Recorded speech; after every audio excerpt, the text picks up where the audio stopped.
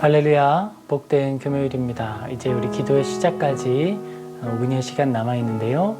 우리 한 주간의 삶을 돌아보고 분주한 마음을 주님 앞에 내려놓으며 기도로 우리 기도회를 마음으로부터 준비하겠습니다.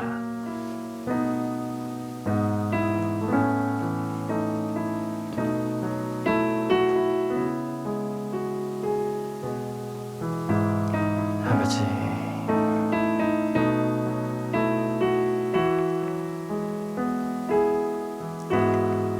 아버지,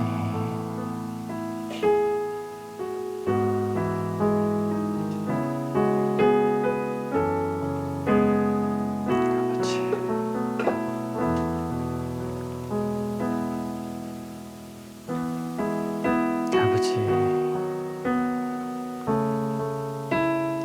한 주간의 분주한 삶을 내려놓고 주님께 나아갑니다.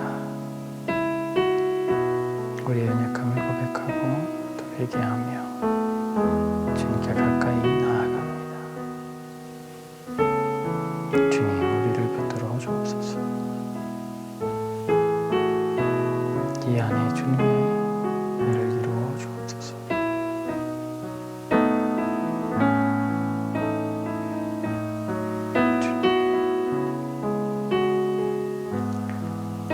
할 것을 알게 하여 주옵시오. 이 기도회를 주장하사 주님의 마음을 깨닫고 기도하는 하나님을 기쁘시게 하는 기도회가 되게 하여 주옵소서.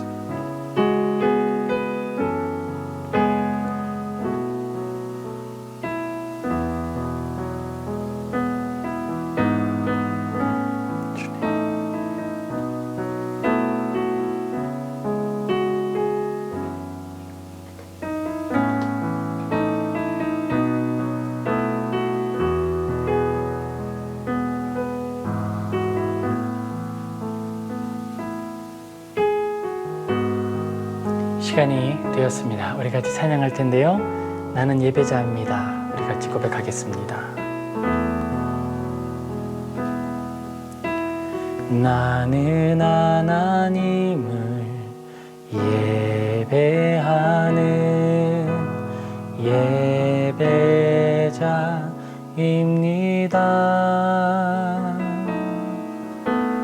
내가 서 있는 곳 어디서나 하나님을 예배합니다. 내 영혼 거룩한 은혜를 향하여 내 마음 완전한 하나님 향하여 이곳에서 바로 이 시간 하나님을 예배합니다. 나는 하나님을 예배하는, 나는 하나님을 예배하는 예배자입니다. 내가 서 있는 곳 어디서나 하나님을 예배합니다. 내 영혼 거룩한 은혜를 향하여 내 마음 완전한 하나님 향하여 이곳에서 바로 이 시간 하나님을 예배합니다. 따스한 성령님, 따스한 성령님, 마음으로 보내 내 몸을 감싸며 주어지는 평안함 만족감을 느끼네. 부르신 곳에서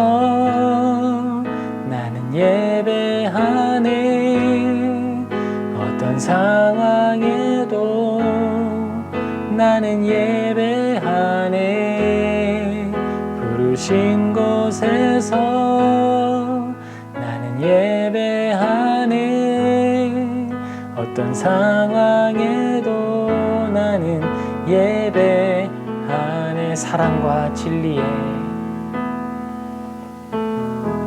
사랑과 진리에 한 줄기 빛 보내 내 몸을 감싸며 주어지는 평안함, 그 사랑을 느끼네. 부르신 곳에서 나는 예배하네. 어떤 상황에도 나는 예배하네. 부르신 곳에서 나는 예배하네. 어떤 상황에도 나는 예배하네.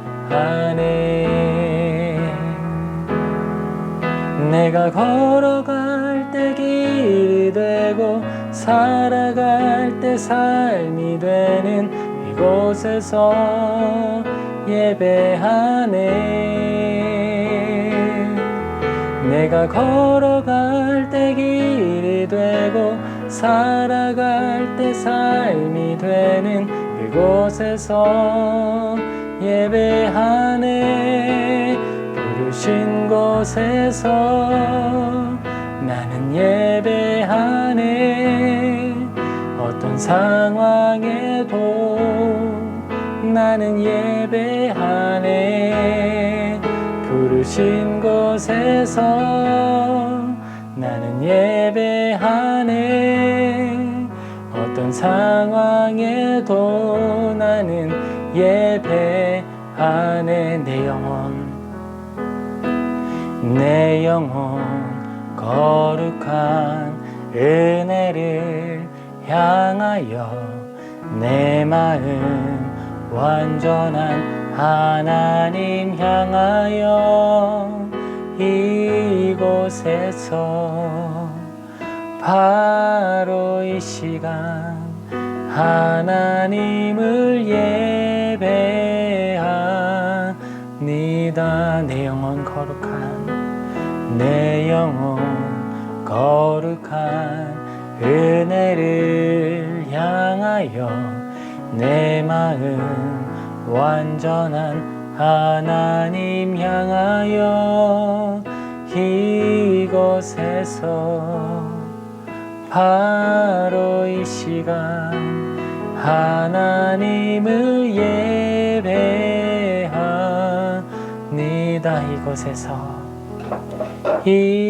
이곳에서 바로 이 시간 하나님을 예배합니다.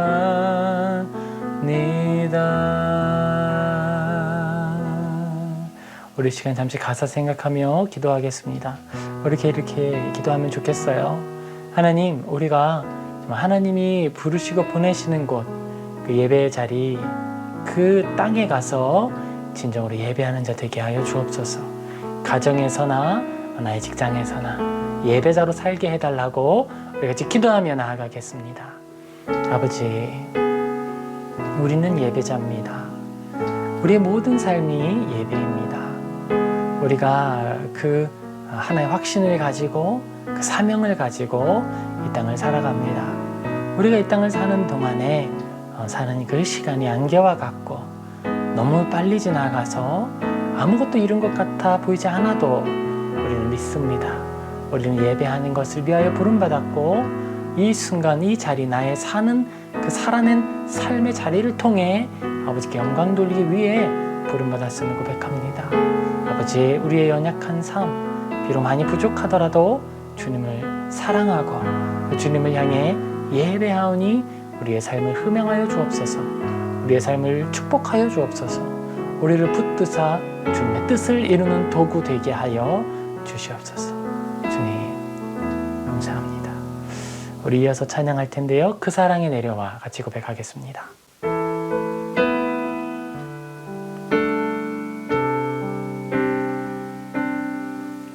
고난 중에 주 음성 들을 수 없다 해도 잠든 진리 되신 주 나는 붙드네.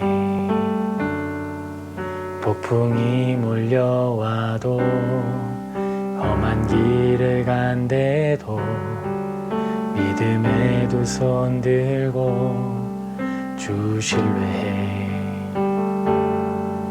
내게 행하신 그 놀라운 일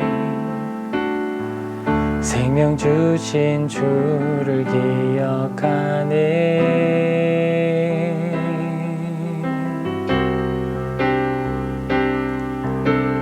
그 사랑이 내려와 날 자유케 하셨네. 영원히 나는 주님의 것. 산과 골짜기에서 내 영혼 노래하네. 영원히 나는 주님의 것. 그 사랑이 내려와 날 자유케 하셨네. 영원히 나는 주님의 것. 산과 골짜기에서 내 영혼 노래하네. 영원히 나는 주님의 것.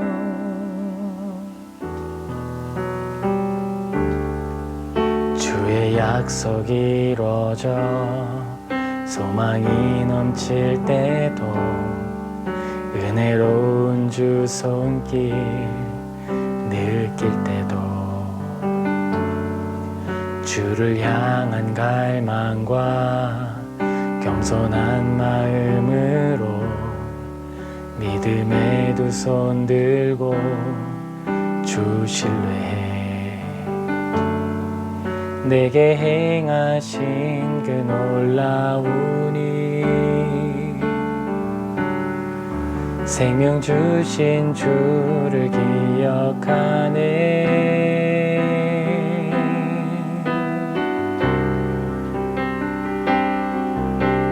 그 사랑이 내려와 날 자유케 하셨네. 영원히 나는 주님의 것. 산과 골짜기에서 내 영혼 노래하네. 영원히 나는 주님의 것. 나의 삶 주의 것. 내 모든 삶 오직 주의 것. 나의 삶 주의 것. 내 모든 삶 오직 주의 것. 나의 삶 나의 삶 주의 것. 내 모든 삶 오직 주의 것. 나의 삶 나의 삶 주의 것. 내 모든 삶 오직 주의 것. 그 사랑이 내려와 날 자유케 하셨네. 영원히 나는 주님의 것. 산과 골짜기에서 내 영혼 노래하네. 영원히 나는 주님의 것. 우리 시간 같이 가사 생각하며 기도하겠습니다. 하나님, 우리의 모든 삶은 주님의 것입니다. 나의 모든 삶의 주인은 하나님이십니다. 이 생명 나는 청지기로 맡아 가지고 있을 뿐입니다 라고 우리 같이 기도하며 나아가겠습니다. 아버지, 이 삶의 주인은 하나님이십니다. 우리가 주님을 찬양합니다. 주님, 홀로 높임과 영광을 받아 주시옵소서. 아버지, 이 연약한 우리의 삶을 불쌍히 여겨 주시옵시고 주님의 그 강한 손으로 붙드사 주님의 뜻을 이루는 주의 백성들 되게 하여 주시옵소서. 지금 이 시간 방황하는 영혼들 주님 붙들어 주옵시고 어디로 가야 할지 알지 못하는 영혼들 주님 그들에게 빛을 비추사 올바른 길로 걸어가게 하여 주시옵소서. 우리의 삶을 주님 인도하여 주옵소서.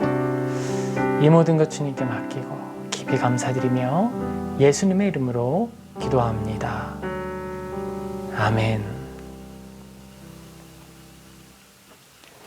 아멘. 할렐루야. 복된 금요일입니다. 우리 오늘 같이 살펴볼 성경 본문 말씀은요, 욥기입니다. 우리 오늘 욥기 2장 11절에서 3장 1절까지 욥의 7일이라는 제목으로 같이 살펴보겠습니다. 욥기 2장 11절에서 3장 1절까지입니다. 제가 봉독하겠습니다. 그때에 욥의 친구 세 사람이 이 모든 재앙이 그에게 내렸다 함을 듣고 각각 자기 지역에서부터 이르렀으니 곧 대만 사람 엘리바스와 수아 사람 빌닷과 나아마 사람 소발이라.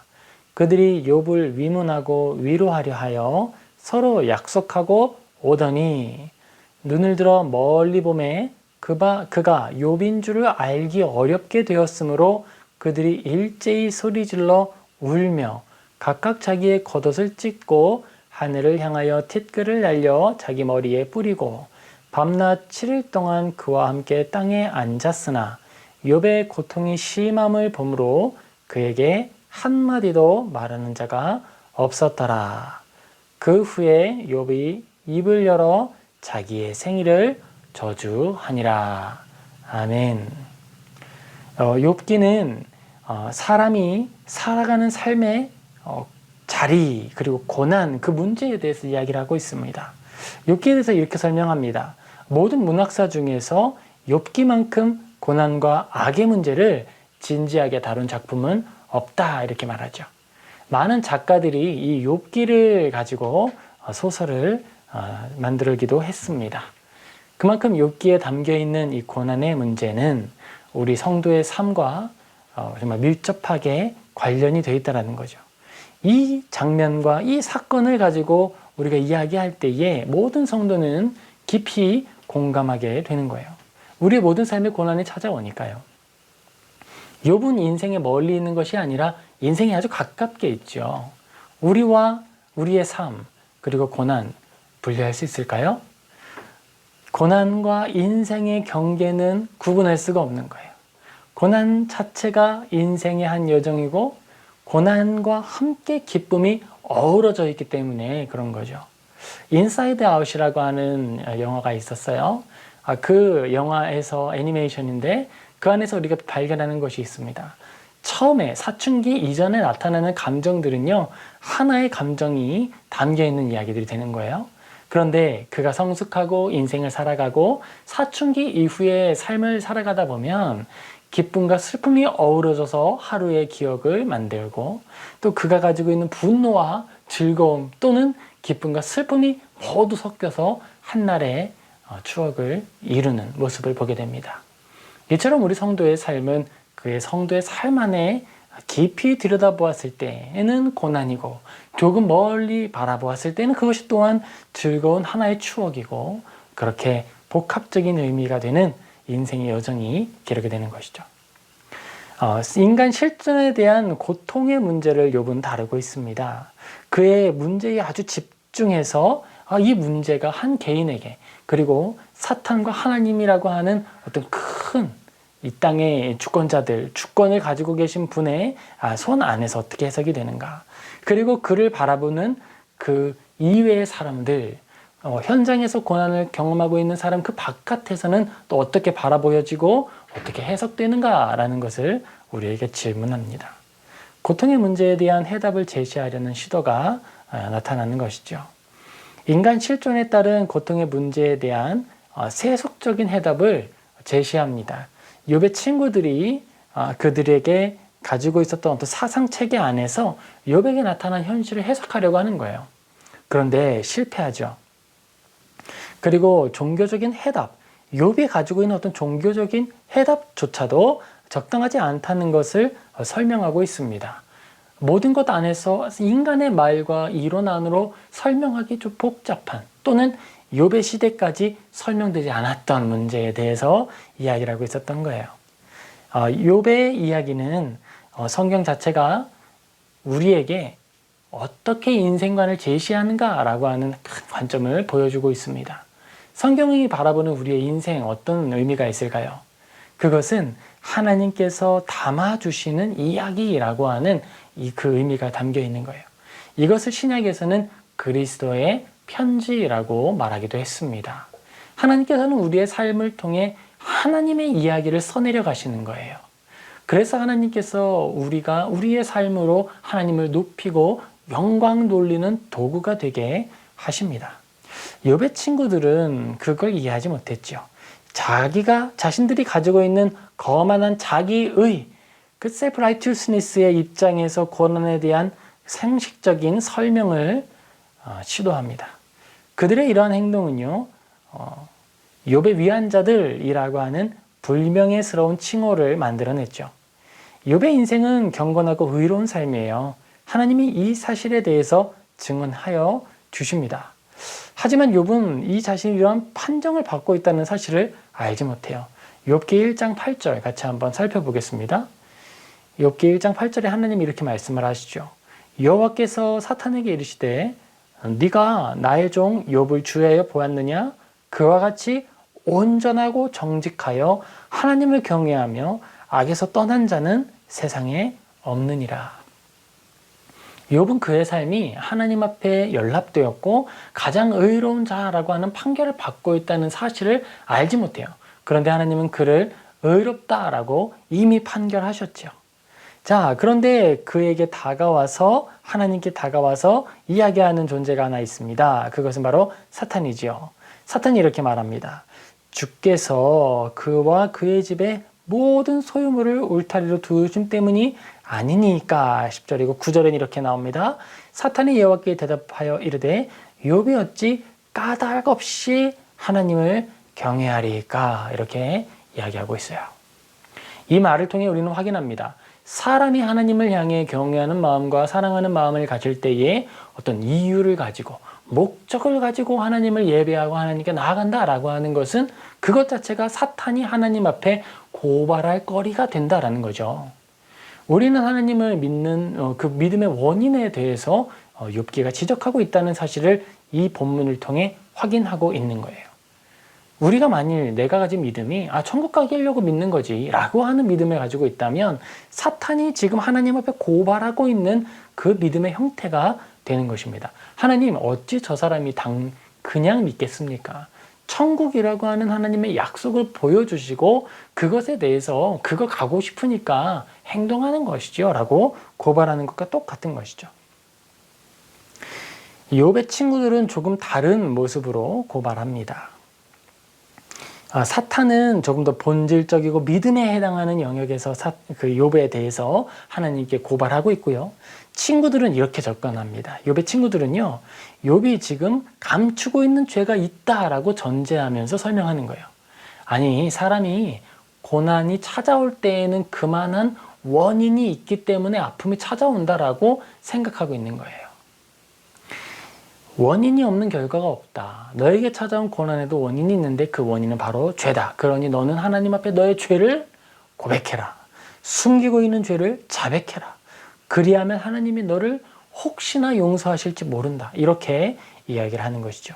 욥의 친구들은 욥의 죄를 이미 정죄했어요. 그 마음속에 이미 너는 죄를 지었어. 너는 죄가 있어. 근데 왜 말을 하지 않는 거야? 정죄를 하고 그 다음에 이야기를 하고 있는 거예요. 그 확신의 기초에서 욥을 다그치기까지 합니다.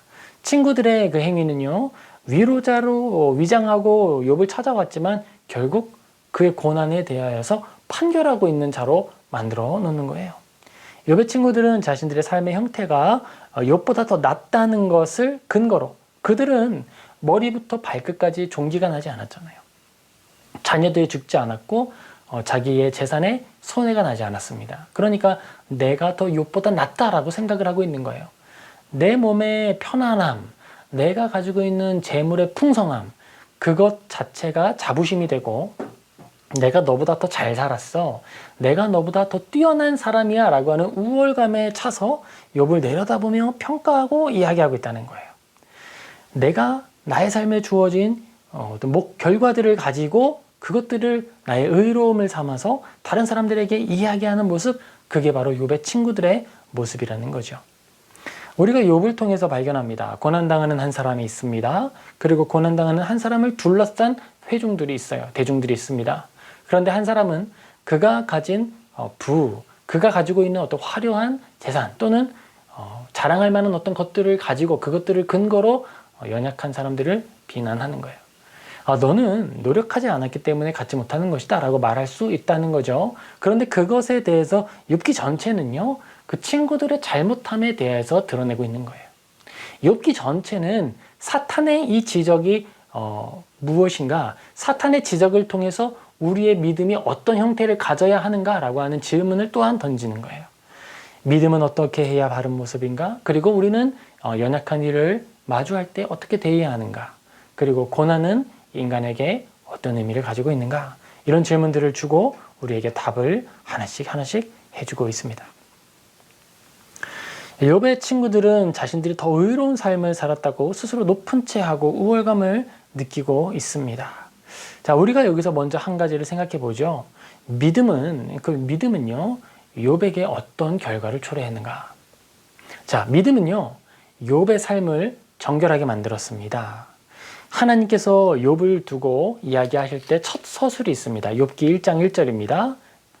우스 땅에 욥이라 불리는 사람이 있었는데 그 사람은 온전하고 정직하여 하나님을 경외하며 악에서 떠난 자더라. 자, 믿음이 가지고 있는 믿음의 능력이고 믿음의 결과이며 믿음이 맺어내는 열매가 있습니다. 그것은 경건함이에요. 하나님을 향한 경외함입니다. 하나님을 경외한다라는 것은 두려워하며 떨리는 마음으로 사랑한다는 거예요. 하나님을 향한 신자의 사랑은 그저 죽어있는 채로 머물러 있는 것이 아니라 생명력을 가지고 자라납니다. 우리가 씨앗을 심으면 그 씨앗이 자라나서 결국 그 씨앗과 동일한 것을 열매 맺는다는 거죠. 하나님의 사랑을 심으면 그 사랑이 우리 안에 자라나서 믿음의 장성한 모습을 이루게 되고요. 그 결과는 다시 하나님의 사랑을 열매 맺는 거예요. 하나님을 향한 신자의 사랑은 믿음과 지식과 삶의 연합이고 이 연합은 열매를 향해 나아가게 됩니다. 믿음은 죽어있는 것이 아니라 살아있는 생명체가 되어서 우리 안에 꾸준히 확장하고 꾸준히 자라나서 온전한 분량에 이르게 되고 결국 열매를 맺고야 마는 거예요. 그 열매를 통해 우리는 믿음이 살아있는 것이라는 것을 확인하게 됩니다. 아무리 심어 놓았는데 오랜 시간이 지나도 그 열매가 자라나지 않고 싹이 나지 않는다면 우리는 그 씨앗이 죽었다라고 평가하는 것과 동일한 것이죠. 하나님을 섬기는 이들은 하나님의 거룩하심의 영향력 아래 놓여 있습니다. 내가 거룩하기 때문이 아니고 욥이 거룩하기 때문이 아니에요. 욥이 섬기는 하나님이 거룩하시기 때문에 욥이 거룩에 대한 욕구를 가지게 되고 거룩함을 사모하게 되는 것입니다. 하나님은 거룩하지 않은 것을 불사르는 그러한 불길이세요. 그러므로 하나님은 그의 백성에게 말씀하십니다. 내가 거룩하니 너희도 거룩하라 라고 말씀하신다는 거죠. 레위기 11장 45절입니다. 나는 너희의 하나님이 되려고 너희를 애굽 땅에서 인도하여 낸 여호와라. 내가 거룩하니 너희도 거룩할지어다. 베드로전서 1장 16절입니다.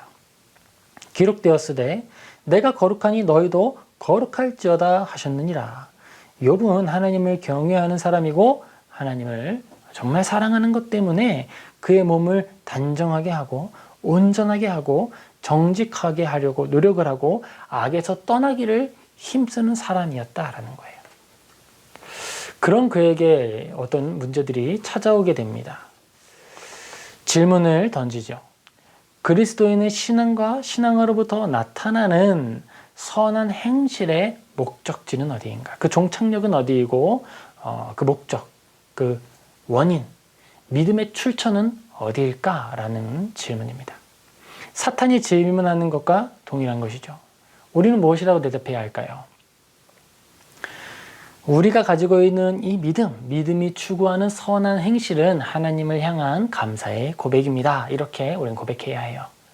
우리가 하나님께서 주신 그 믿음을 통해 하나님을 사랑하게 되고 나의 그 믿음의 삶 속에 베풀어 주시는 놀라운 기적들을 우리가 깨닫게 되는 거예요. 하나님께 기도함으로써, 하나님과 동행함으로써 하나님과 교제하는 자만이 누리는 비밀스러운 교제가 쌓여가는 거예요. 다른 사람들은요, 미련하다고 말하고 우연이라고 말하고 하나님이 어디 있어? 라고 말하는 그런 작은 비밀들이 쌓이고 쌓여서 놀라운 기적과 놀라운 결과들을 이루어내는 거예요. 마치 에스더서에 기록된 잠 못 들던 왕의 밤처럼, 그리고 하나님께서 말씀하시던 우연한 일들처럼 그 비밀스러운 섭리가 우리의 삶에 채워져 가는 것이죠. 사탄은 욥을 고발합니다. 아니, 하나님께서 복을 베풀어 주셨기 때문에 이가 당신을 섬기는 것입니다. 우리 이 질문 나에게 던져보고요. 우리가 여기에서 회개할 것이 있다면 회개할 수 있으면 좋겠습니다. 나는 하나님이 아니라 하나님께 붙어있는 어떤 빛나는 것들 때문에 하나님을 사랑하는 척 위장하고 있는 것은 아닌가? 내가 하나님을 사랑하는 것이 하나님 자체로 인한 것인지 우리는 질문해보고 한번 고민해볼 필요가 있겠어요. 보상의 원인이 되는 선한 행실은 하나님을 향한 올바른 신앙의 고백과 아름다운 믿음의 행위가 되지 않는다는 것을 성경은 강조하고 있습니다. 욥이 말하죠. 욥은 고난을 당합니다. 심한 고난 속에서 욥이 말하고 있어요. 욥기 1장 21절 22절 이르되 내가 모태에서 알몸으로 나왔사온즉 또한 알몸이 그리로 돌아가올지라 주시니도 여호와시오 거두시니도 여호와시오니 여호와의 이름이 찬송을 받으실지이다 하고 22절 이 모든 일에 욥이 범죄하지 아니하고 하나님을 향하여 원망하지 아니하리라. 아멘. 우리가 이 말씀 속에서 주의 깊게 살펴볼 단어가 하나 있다면 그것은 하나님 앞에서 범죄하지 아니하였다. 그런 그 범죄의 내용이 무엇이냐? 하나님 앞에서 원망하지 않았다라고 하는 이 단어에 우리는 집중할 필요가 있겠어요. 하나님 앞에 하나님을 원망하는 것 그 자체가 사탄이 고발하는 믿음의 좀 잘못된 형태가 될 수 있다는 것입니다. 시편 39편 1절에 이렇게 기록이 됩니다. 내가 말하기를 나의 행위를 조심하여 나의 혀로 범죄하지 아니하리니 악인이 내 앞에 있을 때에 내가 내 입에 재갈을 먹이리라 하였도다. 마틴 로이드 존스 목사님은요, 시편 73편 설명을 하시고 주애를 하시면서 성도의 고난, 성도가 고난 앞에서 하는 가장 중요한 행위는 입술을 다스리고 침묵하는 것이라고 이야기를 했습니다. 성도에게 나타난 믿음의 행위, 그것은요, 거창한 것이 아니라 하나님이 주신 고난 앞에서 머물러 있는 것이라는 거예요. 엘리후는 이렇게 이야기를 합니다. 고난이 영혼을 훈련시킨다고 주장해요. 바른 주장이죠. 그런데 그도 고난에 대하여서 욥의 그 고난의 근원에 대해서 설명하는 과정에서는 다시 한번 죄에 대한 결과로 고난이 찾아온다라고 하는 이전의 사람들의 형식에서 벗어나지는 못하는 거예요. 이걸 통해 확인하는 것은 욥의 시대 이전에는 의인이 고난받는다라고 하는 것에 대한 이해가 전혀 없었다는 거예요. 거기에 대해서 하나님이 알려주시고 오늘 욥기를 통해 설명해 주실 때에 비로소 알게 되는 거죠. 인생의 주권은 인과율이 아니라 하나님이 쥐고 계시는구나. 원인이 있고 결과가 있다라고 하는 하나님 없이 흘러가는 어떤 원인과 결과의 원칙들이 인생을 주관하고 이끌어가는 것이 아니라 하나님께서 우리의 삶의 원인이 되시고 결과가 되셔서 이끌어 가신다라고 이야기한다는 거예요. 그걸 알지 못하는 사람들은 언제나 지혜로운 말을 한다 하더라도 바른 결론에 이를 수는 없다는 것이죠. 욥에게 찾아온 고난의 원인을 설명하지 못하는 엘리후입니다. 사탄은 욥의 환경과 육체의 고통을 통해 욥을 곤고하게 만들었어요. 그의 친구들을 사용해서 욥의 영혼까지 근심하게 만들었습니다. 외적으로는 사탄의 권능을 통해서 그가 고통당하게 되었고요. 친구들의 알지 못하는 말, 잘못된 말을 통해서는 그의 영혼이 고통을 당하고 있는 거예요. 욥은 그런 상황에서도 이해할 수 없는 고통을 겸손히 받아들이며 하나님의 말씀과 그의 선언에 담긴 권한의 근원에 대하여서 기다리게 되고 또 하나님께 질문하게 됩니다. 이 질문은 아주 정직한 질문이에요. 하나님은 의인에게 고통을 주시는 분이십니다. 과연 하나님은 그런 분이시다. 이거 정직한 고백으로 그가 말하는 것이죠. 그리고 하나님께서 이 질문에 대한 답을 하실 때에는 네가 리워야단의 입에 재갈을 물리는 자냐. 하늘을 놓을 때, 그 기초를 놓을 때 네가 어디에 있었느냐라고 말씀하시는 것이에요. 욥을 통해 우리가 발견하는 믿음의 모습은 신앙은 견디는 것이며 하나님의 일하시는 순간을 향하여 걷는 것 자체가 인생의 가장 큰 목적이며 영광이라는 사실을 우리는 욥을 통해 발견하게 됩니다. 믿음과 선한 행실의 그럼 올바른 동기는 무엇입니까? 올바른 동기는 바로 하나님을 사랑하는 것이고 하나님께 우리의 감사를 표현하는 거예요. 그런 의미에서 우리는 욥의 이 선행을 이해해야 합니다. 욥이 하나님께 정직하고 온전하며 악에서 떠나기를 원했던 이것은 그가 하나님의 심판을 두려워하거나 하나님은 엄격한 분이기 때문에 나를 해칠 수 있으니 내가 그에게 조심해야겠다라고 하는 그런 마음에서 행동한 것이 아니라 하나님께서 나에게 모든 것을 베풀어 주신 분이시다. 그러니 나의 이 모든 것이 주님의 손에 달려있다라고 하는 신실한 믿음, 온전한 믿음으로부터 그의 행동이 나타났다는 거예요. 사랑과 감사의 표현으로 그의 경외함과 하나님을 향한 열정들이 나타났다라고 하는 것을 우리는 분명히 해야겠습니다. 욥은 이처럼 하나님에 대하여서 온전하게 머물기를 원했던 사람인 거예요. 하나님에 대하여서 욥은 이렇게 이야기를 합니다. 욥의 아내지요. 욥의 아내는 말합니다. 하나님을 욕하고 죽으라 라는 말을 합니다. 그런데 욥은 결코 그 말에 휘둘리지 않죠. 우리가 하나님 앞에 욥과 같이 감사의 반응을 하고 감사로 하나님께 돌려드리는 행동을 한다면 그것 자체는 우리를 교만하게 만들거나 우리를 사탄의 조롱거리로 만들지 않는 거예요. 왜냐하면 우리가 하나님께 감사함을 표현하는 것 자체가 그 감사가 아무리 크면 클수록 이런 거죠. 하나님이 주신 은혜가 크다라고 하는 것을 증명하는 도구가 되기 때문에 나의 공로가 되지 않는 거예요.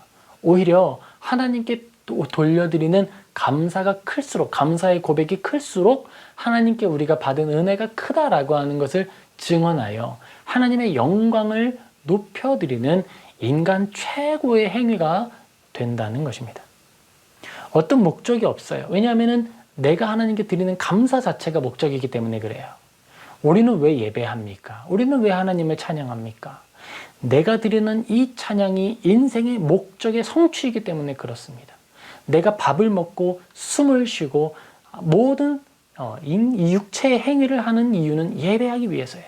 하나님께 감사하기 위해서예요. 하나님께 감사를 표현하기 위하여 우리는 존재합니다. 내가 감사를 표현하는 것 자체가 인간의 존재 목적을 달성하는 것이에요. 그런 의미에서 우리의 선행은 우리의 공로가 아니라 하나님의 영광을 높이는 도구가 됩니다. 믿음의 여정에서 우리는 바로 이것을 기억해야 하는 거예요. 우리의 인생 여정이라고 할 때, 믿음의 여정이라고 할 때에 우리의 목적지는 매 순간입니다. 모든 순간입니다. 내가 높은 곳에서 어떤 위대한 자리에서 시상식에서 하나님의 이름을 높이고 영광 돌리는 것, 그것만이 우리의 목적지가 아니라 우리가 상을 받는 자리에 가기 위하여 가장 작은 단역에 충실하고 내가 맡은 일에 충성되이 행하는 것, 선한 일을 하기 위해 분투하는 것, 그것 자체가 목적의 달성이라는 거예요. 하나님께 돌려드리는 최고의 피조물의 역할을 이미 완수했다는 거예요. 그리고 나의 시상식에서 그 고백도 여러 목적 달성의 하나로 존재한다는 거죠. 그러므로 우리는 모든 삶에 감사할 수가 있는 것입니다. 욥은 그가 회복되어서 2배의 재산과 2배의 자녀를 가질 때에 하나님께 영광 돌리는 것이 아니라 그가 고난 중에 머물러 견디는 그 시간을 통해 하나님께 영광이 되고 하나님의 도구로서 하나님의 제사를, 하나님께 온전한 제사를 올려드리는 거예요. 그리고 고난은 욥을 통해 우리에게 믿음의 본질이 무엇이며 믿음의 참된 형태가 무엇인지 보여주는 귀하고 복된 도구가 됩니다. 욥이 아니었다면 누구도 이 믿음의 시련을 견딜 수가 없는 거예요. 욥이었기 때문에 하나님은 욥을 통해 이 믿음에 대한 진리를 드러내시기를 원하셨고 욥을 통하여 우리가 교훈을 얻게 되는 것입니다. 욥은 그의 모든 삶을 통하여 하나님께 순종함으로 감사의 제물이 되었고 하나님께 영광 돌리게 되었습니다. 우리는 그 모습을 보는 증인들이 되는 거예요. 고난은 우리에게 어떤 의미가 있는가? 고난은 우리 모두의 믿음이 어떤 형태를 가지고 있고 어떤 근원으로부터 자라났는지를 검증하는 시험 도구가 됩니다. 고난은 신자의 믿음을 지탱하는 근원이 무엇인지 확인합니다. 믿음을 흔들고 비틀어서 그 안에 담긴 그 꾹 짜여진 에센스, 그 중심에 담겨진 그 중심이 무엇인지 확인하는 거예요. 욥의 경우에는 진정으로 하나님을 사랑하는 것이 욥의 믿음의 씨앗, 그 씨앗의 근원 생명이었다라고 하는 것을 드러내게 되었죠. 욥기 2장 9절에 아내의 고백이 나옵니다. 박윤선 목사님은 이 고백에 대해서 이렇게 좀 평가를 하셨어요. 그것은 하나님을 욕하고 죽으라 라고 하는 욥의 아내의 말에 대한 평가지요. 이 말은 욥이 하나님을 경외했음에도 불구하고 그의 소유, 자녀, 건강을 잃었기 때문에 신앙을 아무 소용이 없다고 선언한 것이다. 아내의 이 고백이 욥의 이 믿음이 그의 삶에 나타난 결과에 의해서 검증됐는데 아무런 믿을 필요가 없는 것이라고 평가를 했다는 거예요. 그러므로 욥이 아름다운 소유를 잃어버렸기 때문에 하나님을 예배하는 것이 헛되다라는 결과에 이르렀다는 거죠, 아내가. 그러므로 이 믿음은 잘못된 믿음을 가진 것이다. 거짓된 신앙의 토대가 놓인 것이다 라고 박윤선 목사님은 평가하십니다. 사실 이 평가는요, 사탄이 욥을 고발한 그 고발의 내용에 해당하는 믿음이죠. 그에게 모든 소유가 주어졌으니 하나님을 섬기는 것입니다 라고 하는 이 고발 내용에 대한 거기에 해당하는 믿음은 누구에게 있었던 것이냐? 욥의 아내에게 있었던 믿음이 바로 사탄의 이 참소, 이 사탄의 고발에 해당하는 믿음이다 라고 하는 걸 이야기하는 거예요. 하나님을 섬긴 대가로서 반드시 이익을 거두어야 한다라고 하는 이 신앙의 토대로부터 자라나는 모든 믿음의 형태는요, 잘못된 것입니다. 사탄이 그 믿음에 대해서 하나님 앞에 고발하는 거예요. 벗어날 수가 없습니다. 경건의 화려한 성전이 결국 자기의 이익을 추구하는 기초 위에 놓여 있기 때문에 아무리 화려하더라도 그것은 고난 앞에서 흔들릴 수밖에 없는 거예요. 반석이 아니라 모래 위에 지어진 성이기 때문에 그렇습니다. 욥의 고백입니다. 욥은 욥기 2장 10절에 이렇게 말하죠. 우리가 하나님께 복을 받았은즉 화도 받지 아니하겠느냐. 사실 욥의 이 고백은요, 하나님께서 욥기 후반부에 선언하시는 말의 결론과 동일한 거예요. 나는 너에게 복을 주는 존재이고 또 너에게 화를 입히게 할 수도 있는 존재이다. 나는 토기장이다. 하나님의 절대 주권의 고백이고 선언입니다. 욥이 하나님께 온전히 고백했던 이 믿음의 고백이 과연 옳았다라고, 너의 믿음이 옳아. 네가 바르게 믿고 있었어.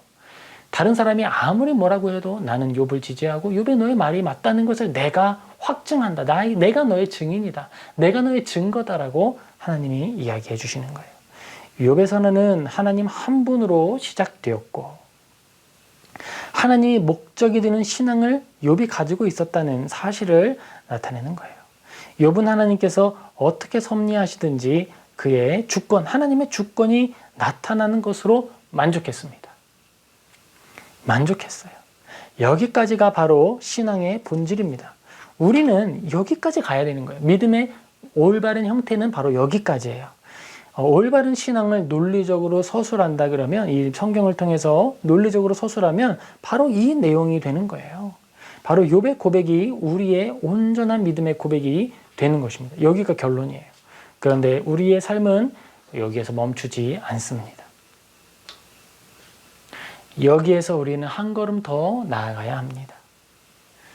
우리가 욥처럼 고백할 수 있어요. 얼마나요? 얼마나 그렇게 할 수 있을까요? 욥의 일주일은 그런 의미입니다. 우리가 믿음으로 어떻게 살아가야 하는지, 믿음의 결론이 무엇인지 알고 있습니다. 그러나 우리의 믿음은 6일 동안 견디는 믿음에 그칠 뿐이에요. 욥기 2장 13절입니다. 밤낮 7일 동안이라는 선언이 나타납니다. 그동안의 욥은요, 하나님께서 허락하신 모든 환경 속에 자신의 육체를 집어넣고 침묵함으로 믿음을 지켜냅니다. 하나님께서는 복을 주실 수도 있는 분이고 거두어 가실 수 있는 분이라고 하는 사실을 그 삶을 통해 인정합니다. 그런데 그의 고백은 7일 후에 위기를 맞이하게 되고 또 다른 국면에 접어들게 됩니다. 욥이 맞이한 밤낮 7일의 고난은 예수님께서 감당하신 광야 40일의 고난과 대비됩니다. 마태복음 4장 1절에서 2절입니다. 그때 예수께서 성령에게 이끌려 마귀에게 시험을 받으러 광야로 가사 40일을 밤낮으로 금식하신 후에 줄이신지라. 예수님은 40일의 광야 그 시간과 고난, 그리고 십자가에 달리신 그 마지막 순간까지 하나님의 뜻에 순종하며 하나님의 주권을 인정하고 하나님의 영광을 위하여 그의 목숨을 내어놓는 그 위치를 잃어버리지 않으세요. 누가복음 23장 34절입니다. 이에 예수께서 이르시되 아버지 저들을 사하여 주옵소서. 자기들이 하는 것을 알지 못함이니이다 하시더라. 그들이 그의 옷을 나누어 제비 뽑을세. 십자가에 달려 이제 임종을 기다리고 있는 예수님께서 그를 비방하고 그의 옷을 제비 뽑는 이들을 위하여 기도하시는 모습이 표현되고 있어요. 욥이 맞이하고 있는 욥의 7일과 예수님께서 살아내신 성육신의 그 모든 생애, 그리고 예수님께서 특별히 광야 40일 동안 줄이셨던 그 일이 우리 인생과 차이가 있는 것입니다. 우리는 어디에 해당할까요? 우리는 물론 욥이지요. 욥은 7일이나 견뎠는데요. 우리는 얼마나 견딜 수 있을까요? 하루? 아니면 이틀? 1시간이요? 글쎄요. 욥의 고백이 절정에 다다릅니다. 그리고 결과를 만들어내죠. 욥기 3장 1절입니다. 이후에 욥이 입을 열어 자기의 생일을 저주하니라. 욥의 이 고백은요, 신자의 실존입니다. 신자는 그가 감당해야 할 믿음의 모범이 무엇인지 알고 있어요. 우리 잘 알고 있잖아요. 그러나 그의 육체가 연약하기 때문에 인내를 온전히 감당할 수가 없습니다. 베드로는 예수님과 함께 고난을 감당하기로 각오했고 그럴 수 있을 거라고 생각을 했어요. 하지만 예수님의 고난, 그 붙잡히시는 밤에 따라가기는 했지만 베드로를 알아챈 종의 질문 앞에서 두려워하며 예수님을 부인하게 됩니다. 요한복음 18장 25절에서 27절이에요.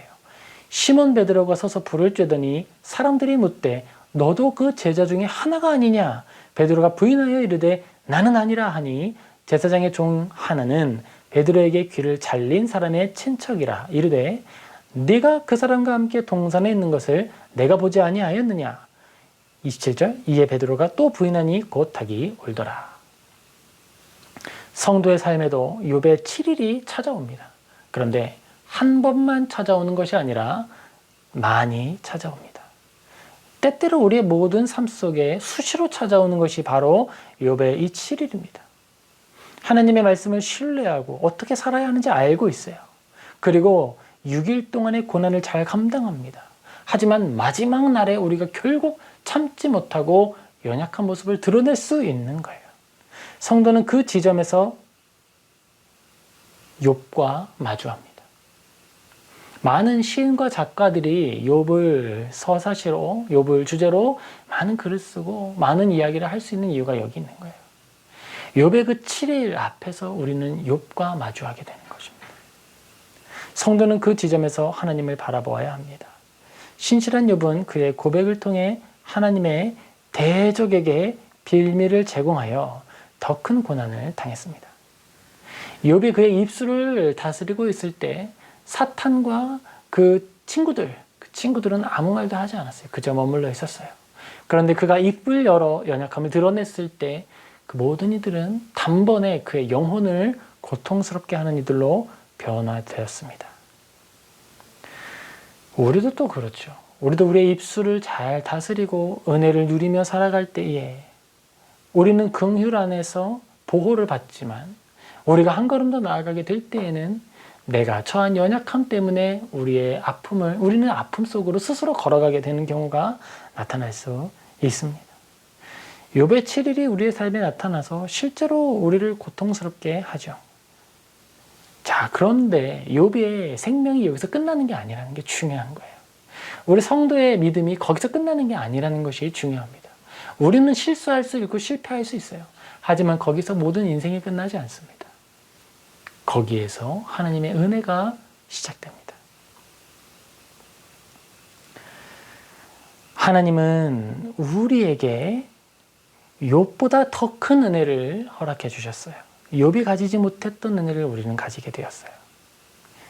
그것은 보혜사 성령님의 은혜입니다. 욥에게는 없었고 우리에게는 있는 더 큰 은혜, 그것은 바로 성령님의 동행하심이에요. 욥이 가지고 있던 인내, 욥이 가지고 있던 의로움, 욥이 가지고 있던 경건함, 우리는 부족하죠. 그러나 우리가 딱 하나 욥보다 더 큰 은혜와 더 큰 복을 누리고 있다면 그것은 바로 보혜사 성령님이 우리의 삶에 동행하여 주신다라는 그 사실입니다. 우리는 이것을 보존의 은혜라고 부릅니다. 우리를 보호하시고 머물러 있게 견디고 인내하게 하시는 하나님의 은혜라는 거예요. 예수님은 십자가의 죽음과 부활, 승천 후에 보혜사를 약속하셨습니다. 요한복음 16장 7절이에요. 그러나 내가 너희에게 실상을 말하노니 내가 떠나가는 것이 너희에게 유익하니라. 내가 떠나가지 아니하면 보혜사가 너희에게로 오시지 아니할 것이요 가면 내가 그를 너희에게 보내리니. 그리고 요한복음 14장 26절에 이렇게 말하죠. 그는 대적들의 공격으로부터 우리를 변론하는 분이시고 보호자라고 말합니다. 우리 보혜사 성령님에 대해서요. 보혜사 곧 아버지께서 나의 이름으로 보내실 성령, 그가 너희에게 모든 것을 가르치시고 내가 너희에게 말한 모든 것을 생각나게 하리라. 이 보혜사 성령님께서 우리 안에 하시는 그 사역은 바로 이것이에요. 예수 그리스도를 그 고난의 순간에 생각나게 하시는 겁니다. 욥의 그 7일이 되는 그 시점에 예수님을 바라보게 하고 예수님의 은혜를 기억하여 다시 견딜 수 있는 힘을 주는 것이 바로 성령님의 은혜예요. 그것을 우리는 구해야 하고 그 은혜 안에 우리는 안전할 수 있습니다. 요한복음 15장 26절입니다. 내가 아버지께로부터 너희에게 보낼 보혜사 곧 아버지께로부터 나오시는 진리의 성령이 오실 때에 그가 나를 증언하실 것이요. 하나님은 성도를 보호하십니다. 감당할 시험을 허락하시고 피할 길을 내어주시죠. 고린도전서 10장 13절입니다. 사람이 감당할 시험 밖에는 너희가 당한 것이 없나니 오직 하나님은 미쁘사 너희가 감당하지 못할 시험 당함을 허락하지 아니하시고 시험 당할 즈음에 또한 피할 길을 내사 너희로 등이 감당하게 하시느니라. 아멘. 우리가 이 약속의 말씀을 믿고 붙든다면 우리는 하나님 앞에 욥의 7일만이 아니라 더 오랜 시간 견딜 수가 있는 거예요. 내 의지가 아니라 하나님의 도움을 따라서요. 어려움이 찾아올 때 피할 길을 내시는 하나님의 은혜를 따라서 우리는 욥의 인내보다 더 큰 인내를 사모하며 나아갈 수 있습니다. 원수가 우리의 뺨을 때릴 때 뺨을 돌려댈 수 있는 능력이 여기에 있는 거예요. 우리에게 찾아오는 모든 고난과 환난 속에서도 우리가 복음 전하는 일과 하나님의 기뻐하시는 정의와 공의를 실천하는 일을 멈추지 않을 수 있는 동기가 여기에 있습니다. 성령님께서 우리와 함께 하신다라고 하는 그 확신이 우리를 붙들어 더 강하게 하고 우리를 하나님 안에 온전케 하는 거예요. 우리는 이 땅을 살아가는 동안에 우리의 의를 의지하지 않아야겠습니다. 그렇게 의지하고서는 욥보다 더한 인내를 우리가 갖출 수 없습니다. 내가 나의 힘으로 모든 것을 한다라고 말한다면 우리는 욥보다도 더 못 참을 수밖에 없어요. 욥은 당대의 의인이었고 엄청난 사람이었습니다. 우리는 연약한 자입니다. 우리는 하나님께로 나아갈 때 욥보다 더 귀한 고백과 은혜를 누리며 고난을 감당할 수 있습니다. 우리는 이 모든 일을 감당할 수 없는 연약한 존재임을 인정하고 하나님 앞에 엎드리며 하나님의 은혜를 구하고 예수님의 사랑을 누리는 성도 되기를 주님의 이름으로 축복합니다. 우리 모두 주님의 은혜 안에 살아갑시다. 우리 같이 말씀 생각하며 잠시 찬양하고 기도하겠습니다.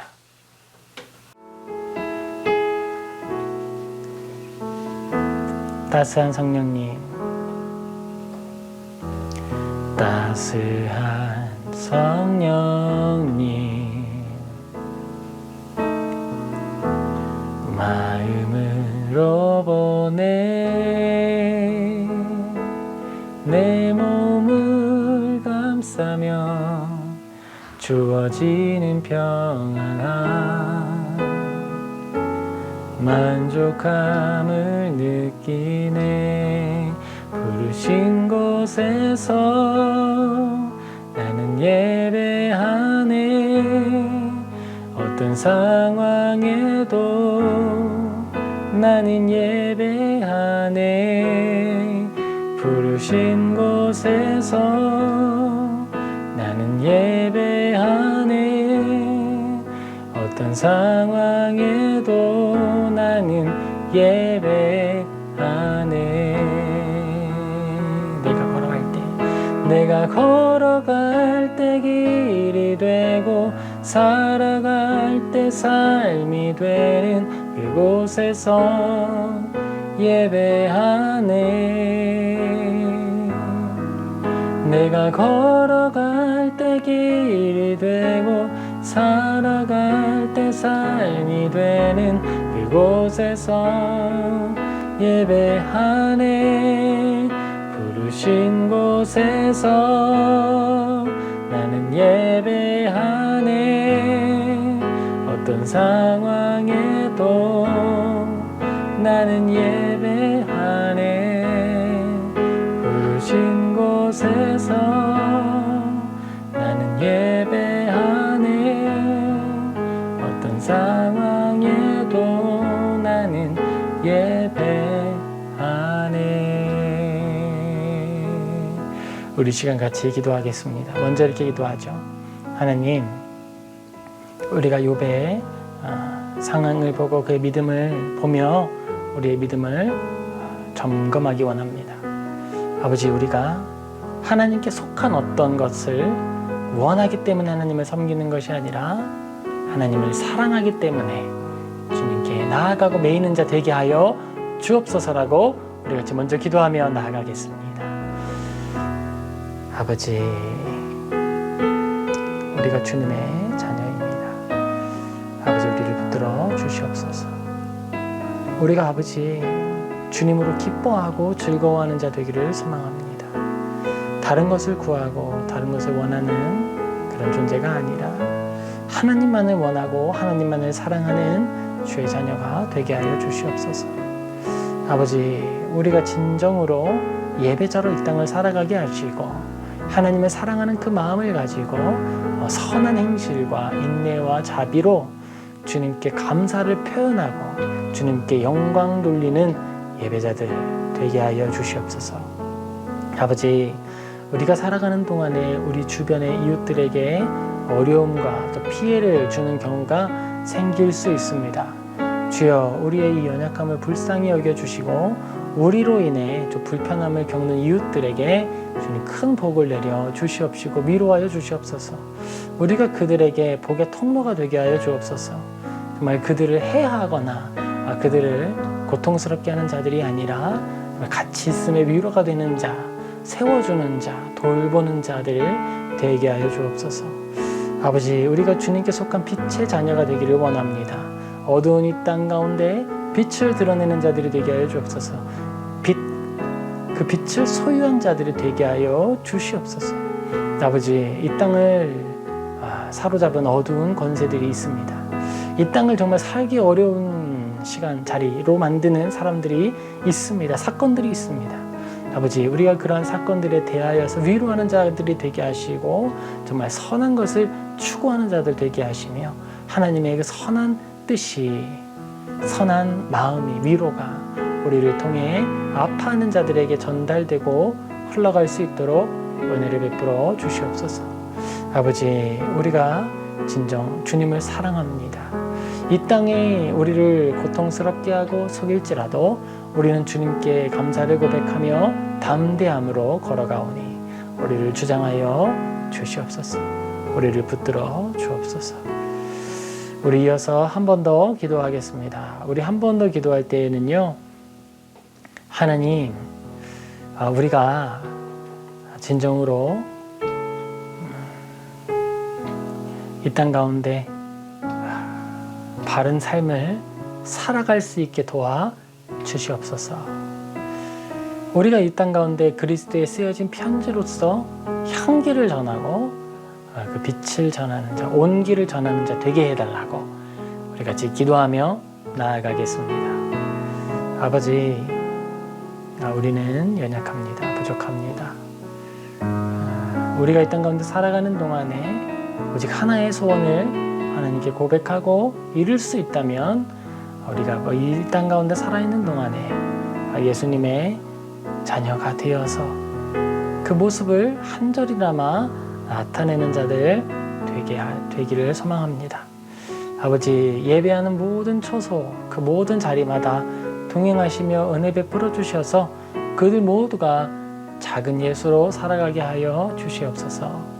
아버지, 교회의 직분자로 부름을 받아서 교회를 하나님의 형상, 예수님의 몸된 교회로 만들어가는 사명을 받은 것이 우리 그리스도인들입니다. 교회가 진정 교회 되게 하여 주시옵시고 그 변화가 나로부터 시작되게 하여 주옵소서. 나의 믿음으로부터 교회의 갱신이 나타나게 하여 주시옵소서. 이 땅이 새로워지고 하나님을 믿는 교회가 그 이름의 거룩히 여김을 받기 위해서는 내가 변해야겠습니다. 아버지, 죄송합니다. 많이 부족한데 이 시간 다시 구하고 또 기도하오니 우리 안에 계시는 성령님께서 나를 주장하사 나를 변화시켜 주시옵소서. 아버지, 우리가 진정으로 변화되기를 원합니다. 우리 가운데 동행하여 주시옵소서. 우리 마지막으로 마음의 소원을 들고 하나님 앞에 나아가면 좋겠습니다. 우리 각자의 소원을 들고 하나님 앞에 잠시 기도하겠습니다.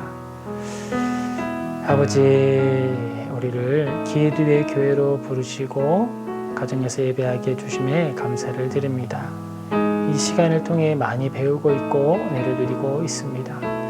아버지, 우리가 또 하나님의 부르심을 따라 정말 길 위의 교회로서 움직이는 주님의 교회로 또 걸어가고 또 나아갑니다. 어디서 예배를 하든지 우리가 가진 마음의 신실함 변하지 않게 하시고 복음을 향한 열정 식지 않게 하시고 정말 복음을 효과적으로 전하고 예수님의 그 사랑을 증언하는 아름다운 공동체, 아름다운 교회, 목회자 되게 하여 주시옵소서. 우리를 붙들어 부족한 점을 채워주시고 은혜로 긍휼히 여기셔서 우리가 넘어지지 아니하게 보호하여 주시옵소서. 아버지, 연약한 우리의 여정 가운데 보호하시고 인도하여 주셔서 순탄하게 하시고 순적하게 하시며 모든 일들이 주님의 손 가운데 보호함 가운데 순조롭게 진행되게 하여 주시옵소서. 주님께 감사드립니다. 이 시간 우리 주기도문으로 마치겠습니다. 하늘에 계신 우리 아버지, 아버지의 이름을 거룩하게 하시며 아버지의 나라가 오게 하시며 아버지의 뜻이 하늘에서와 같이 땅에서도 이루어지게 하소서. 오늘 우리에게 일용할 양식을 주시고 우리가 우리에게 잘못한 사람을 용서하여 준 것 같이 우리 죄를 용서하여 주시고 우리를 시험에 빠지지 않게 악에서 구하소서. 나라와 권능과 영광이 영원히 아버지의 것입니다. 아멘.